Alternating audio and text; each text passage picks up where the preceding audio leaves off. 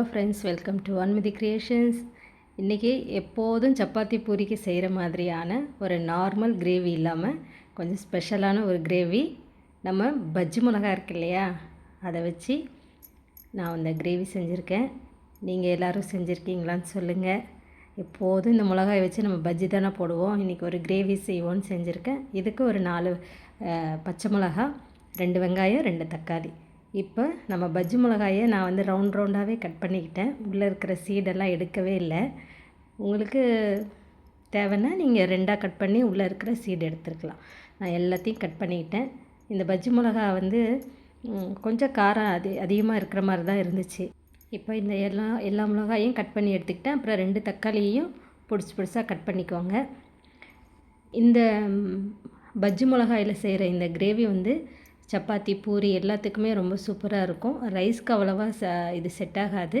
நம்ம எப்போதும் பூரிக்கு செய்கிறத விட இந்த மாதிரி கொஞ்சம் டிஃப்ரெண்ட்டாக செஞ்சால் குழந்தைங்களுக்கு ரொம்பவே பிடிக்கும். பெரியவங்களும் ரொம்ப விரும்பி சாப்பிடுவாங்க. எப்போதும் ஒரே மாதிரி சப்ஜி இல்லாமல் இந்த சப்ஜி வந்து ரொம்பவே சூப்பராக இருந்துச்சு. இது எல்லாத்தையும் நம்ம ரெடி பண்ணிக்கிட்டோம்னா செய்கிறது ரொம்பவே ஈஸி. முடிஞ்ச அளவு நல்லா பொடிசாக கட் பண்ணிக்குவாங்க. 2 வெங்காயமும் நம்ம பொடிசாக கட் பண்ணி எடுத்து வச்சுக்கலாம். நீங்கள் எல்லோரும் இந்த பஜ்ஜி மிளகாயில் வேறு என்னென்ன செய்வீங்கன்னு சொல்லுங்கள். எனக்கு இந்த பஜ்ஜி தான் நான் இது வரைக்கும் போட்டிருக்கேன். இப்போ தான் வந்து ஃபஸ்ட் டைம் இந்த கிரேவி செய்கிறேன். வெங்காயம், பஜ்ஜி மிளகா, தக்காளி, கொஞ்சமாக கொத்தமல்லி, இது எல்லாத்தையும் நம்ம பொடிசாக நறுக்கி வச்சாச்சு. இப்போ கேஸ் ஆன் பண்ணி ஒரு கடாய் வச்சு ஒரு 2 டேபிள் ஸ்பூன் அளவுக்கு எண்ணெய் ஊற்றி அது நல்லா சூடானோடனே 1 டேபிள் ஸ்பூன் அளவுக்கு ஜீரகம் போட்டிருக்கேன். நான் இதில் கடுகெல்லாம் போடலை, வேறு எந்த மசாலா பொருட்களும் போடலை.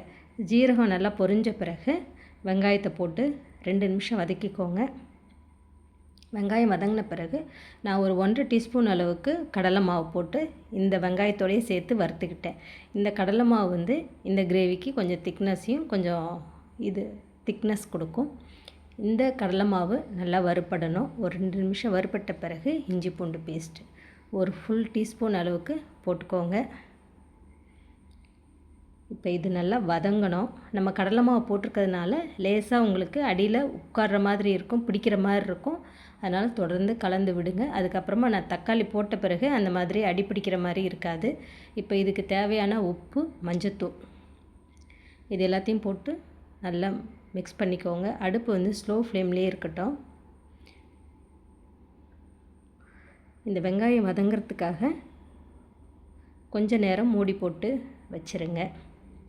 இந்த மூடி போட்டு அது வதங்கிறதுக்குள்ளே நம்ம இப்போ வந்து தயிர் மிக்ஸ் பண்ணிக்கலாம். நான் வந்து ஒரு 2 கரண்டி தயிர் எடுத்துருக்கிறேன். தனி மிளகாத்தூள், தனியாத்தூள், கொஞ்சமாக கரம் மசாலா, இந்த 3 மசாலா பவுடர்ஸ் தான். இது வந்து இந்த தயிரோடு சேர்த்து நல்லா மிக்ஸ் பண்ணிக்கணும். கட்டி இல்லாமல் நல்லா மிக்ஸ் பண்ணி ஒரு பக்கம் வச்சுருவோம். இப்போ வந்து நம்மளுடைய தக்காளி, வெங்காயம் எல்லாமே நல்லா மசிஞ்சிருச்சு. இப்போ வந்து நம்ம பஜ்ஜி மிளகாயை போட்டுக்கலாம். கட் பண்ணி வச்சுருக்கிறத போட்டு நல்லா மிக்ஸ் பண்ணிக்கோங்க. இது லேசாக மிக்ஸ் ஆன பிறகு இந்த கிரேவிக்கு வேணுங்கிற ஒரு தண்ணி ஊற்றிக்கலாம். நான் வந்து 1 கப் அளவுக்கு தண்ணி ஊற்றியிருக்கேன். தண்ணி ஊற்றி மூடி வச்சுட்டு ஒரு 2 நிமிஷம் கொதிச்சா போதும். இந்த பஜ்ஜி மிளகா வந்து ரொம்ப குழையெல்லாம் வேக வேண்டாம். பாருங்கள், இந்த மாதிரி லேசாக வெந்திருந்தால் போதும். ரொம்ப குழையெல்லாம் இது வேக வேண்டாம். இப்படி இருந்தாவே ரொம்பவே நல்லாயிருக்கும். இப்போ வந்து நல்லா கொதித்த பிறகு நம்ம மிக்ஸ் பண்ணி வச்சுருக்கிற தயிர் மிக்ஸ் இருக்கு இல்லையா, தயிர், தனி மிளகாத்தூள், தனியாத்தூள், கரம் மசாலாலாம் மிக்ஸ் பண்ணி வச்சுருக்கிறத போட்டுடுங்க. போட்டு நல்லா மிக்ஸ் பண்ணி இப்போ வந்து உப்பை செக் பண்ணி வேணும்னா கொஞ்சம் போட்டுக்கலாம். லேசாக திறந்து வச்சபடி மூடி ஒரு 2-3 நிமிஷம் குக் பண்ணுங்கள். நம்மளுடைய கிரேவி சூப்பராக ரெடி ஆகிடும். இப்போ பார்க்குறதுக்கு இது கொஞ்சம் தண்ணியாக இருக்கிற மாதிரி இருக்கும், ஆனால் ஆறின பிறகு ரொம்பவே கெட்டியாகிடும். அதனால் நான் இந்த ஸ்டேஜ்லேயே நம்ம எடுத்து வச்சுருக்கிற கொத்தமல்லியை போட்டு நம்ம ஆஃப் பண்ணிடலாம். ஆறின பிறகு இது வந்து கொஞ்சம் திக்காகிடும். இப்போ வந்து நான் பூரி தான் போட போகிறேன். கோதுமை மாவு, உப்பு, இது எல்லாத்தையும் நல்லா கெட்டியாக பிசைஞ்சு நம்ம எப்போதும் போடுற மாதிரி பூரி தான் போடுறேன்.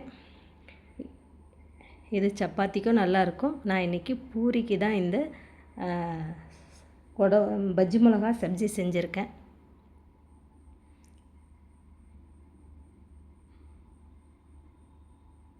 இந்த ரெசிபி உங்களுக்கு பிடிச்சிருந்ததுன்னா கண்டிப்பாக லைக் பண்ணுங்கள். ஃபஸ்ட் டைம் என் சேனல் பார்க்குறீங்கன்னா ஒரு சப்ஸ்கிரைப் பண்ணிவிட்டு தொடர்ந்து பாருங்கள் ஃப்ரெண்ட்ஸ். இப்போ கொஞ்சமாக எண்ணெய் ஊற்றி நம்ம பூரி மாவு நல்லா கெட்டியாக பிசைஞ்சுக்கணும். சப்பாத்தி மாவு மாதிரி இல்லாமல் கொஞ்சம் கெட்டியாக பிசைஞ்சால் சூப்பராக பூரி வரும். பாருங்கள், மாவு ரெடி. இப்போ கடாயில் எண்ணெய் சூடானோடனே நம்ம பூரியை திரட்டி ஒவ்வொன்றா பொரித்து எடுக்க வேண்டியது தான். இந்த புசு பூரியும் பஜ்ஜி மிளகா சப்ஜி இல்லைன்னா கிரேவி உங்களுக்கு பிடிச்ச மாதிரி என்ன பேர் வேணாலும் நம்ம வச்சுக்க வேண்டியது தான். ஒரே மாதிரி கிரேவி செஞ்சு சாப்பிடாம இந்த மாதிரி கொஞ்சம் வித்தியாசமாக காரசாரமாக இருந்ததுன்னா பூரி எவ்வளோ வேணால் சாப்பிட்லாம். எனக்கு இந்த பூரியோட இந்த சப்ஜி ரொம்பவே பிடிச்சிருந்தது. நீங்கள் எல்லாருமே இதே மாதிரி ஒரு தடவை செஞ்சு பாருங்கள். நான் இப்போ தான் ஃபஸ்ட் டைம் இந்த பஜ்ஜி மிளகா வச்சு இந்த கிரேவி செய்கிறேன். நீங்கள்லாம் வேறு என்னென்ன ரெசிபி செய்வீங்கன்னு கமெண்ட்டில் சொல்லுங்கள். இப்போ ஒவ்வொரு பூரியாக போட்டு எடுத்தாச்சு. பூரி சூப்பராக வந்திருக்கு. இப்போ நம்மளுடைய பூரியும் மிளகா பஜ்ஜி சப்ஜியும் ரெடி. இதே மாதிரி வேறு ஒரு ரெசிபியோடு நான் உங்களை மீட் பண்ணுறேன். தேங்க்ஸ் ஃபார் வாட்சிங்.